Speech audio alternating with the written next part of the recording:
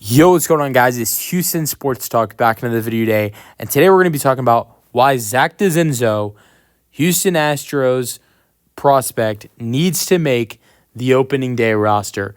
Zach Dezenzo has a chance to make his first opening day roster in his career, and it's 100% deserved for what he's done in spring training. Obviously, he did have 62 at-bats last season for the Houston Astros, played 19 games, scored 5 runs with 15 hits, going 15 for 62, which equals to a 242 batting average. Hit 2 home runs in his rookie season, which included a monster,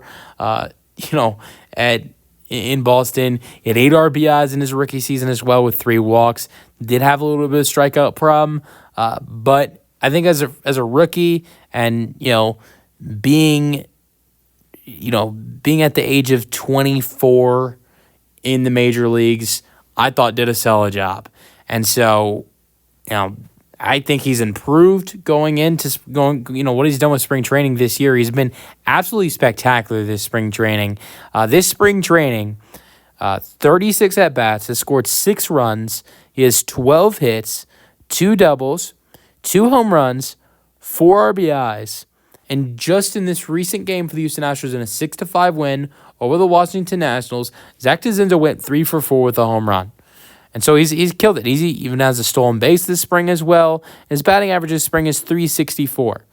And one of the reasons why I like this potential idea of Zach Dezenzo being on the Astros major league or not opening day roster so much is because all the positions you can put him at. First base is a starter. That's a huge need for the Houston Astros.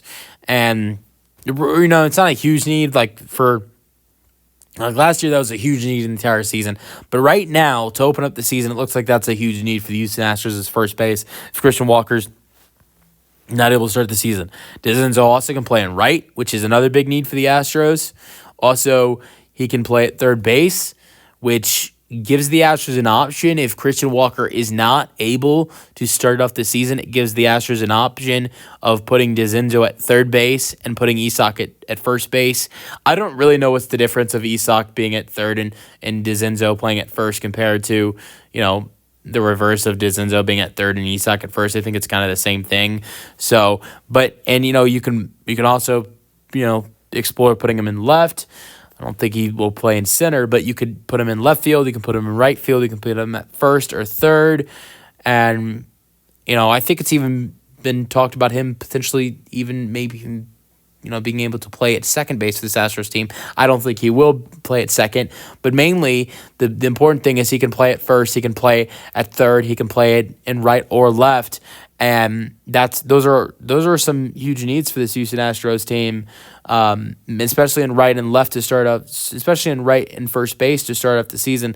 Maybe not as much in third base and left field, but if Jose Altuve starts to struggle in left field a little bit, Dezenzo is another option that could potentially be put in left field. So, but especially another big thing is with how good his bat's been, more importantly in spring, it's definitely important for him to potentially be on this roster. I'd rather have him at first base right now than John Singleton. John Singleton has been absolutely horrendous this spring. He's not even batting 110. He's batting like 102, 103. And if we're going to be talking about who should be at first base to opening day, John Singleton or Zach Dezenzo, it's Zach Dezenzo.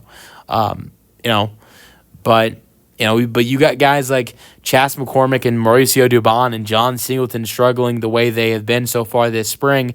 You got a good option in Zach Dezenzo. He needs to be on this roster, in my opinion.